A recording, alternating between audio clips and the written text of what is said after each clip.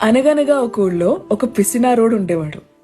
ఎంత పిసినారోడు అంటే ఎన్ని డబ్బులు సంపాదించినా చిన్న గుడిసె లాంటి ఇంట్లో ఉండేవాడు. బెడ్షీట్స్ కూడా మార్చేవాడు కాదు, అరిగిపోయే వరకు వాడేవాడు.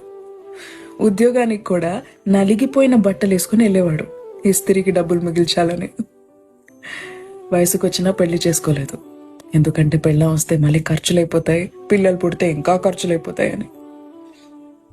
అలా జీవితాన్ని బ్రతికేస్తున్నాడు. 45 ఏళ్ళు వచ్చాయి.